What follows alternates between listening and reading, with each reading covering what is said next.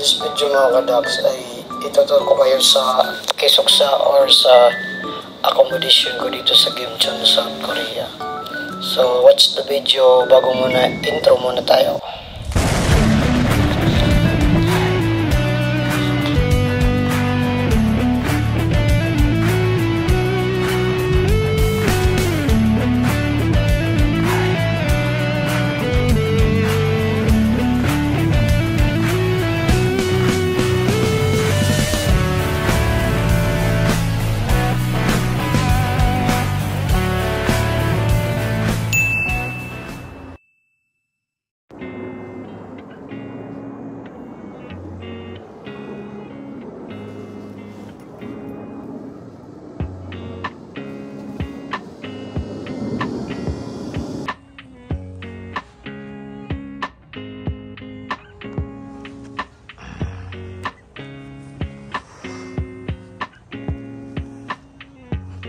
This video mga kadags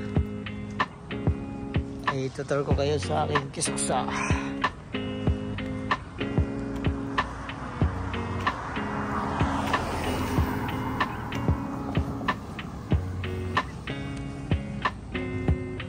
Dito tayo dadaan. Ito yung bus ng company namin.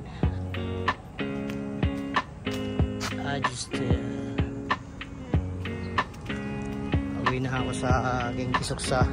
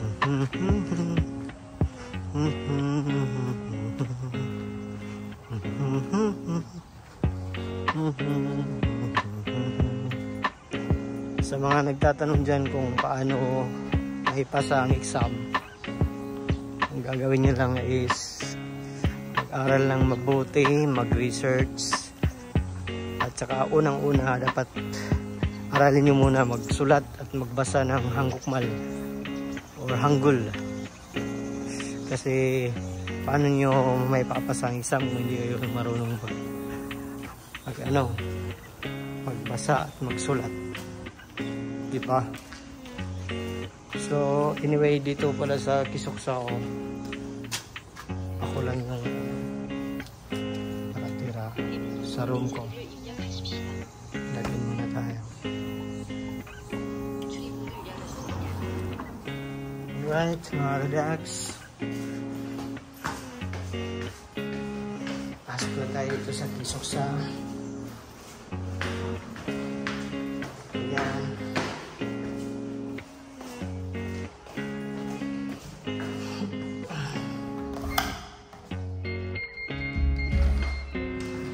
Ayan. Ito pala yung Kisoksa ko mga kadags. Ayan siya. Hindi siya masyadong magulo. Ayan. Ito yung ito yung laman ng mga Tupperware. Ayan. Hindi ako masyadong nagbibili ng mga stocks kasi minsan nasisira lang. Ano lang. Nangyayari ko wala. Yun lang. Mga yogurt, prutas, beer, soju. At pasok na tayo sa kwarto. Ayan ha.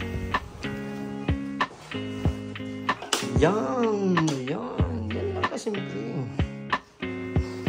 Yan lang kasimple.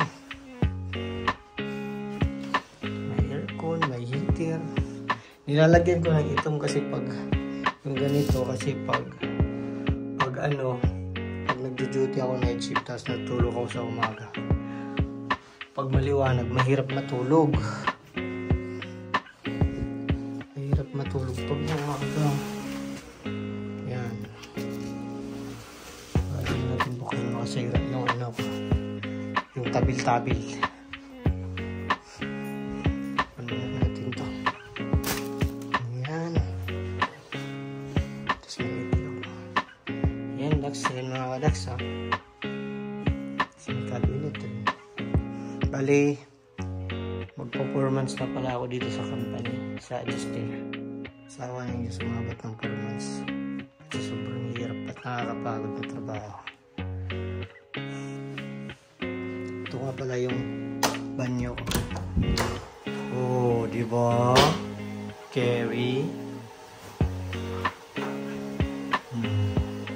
Yan lang. Ayos naman siya, diba?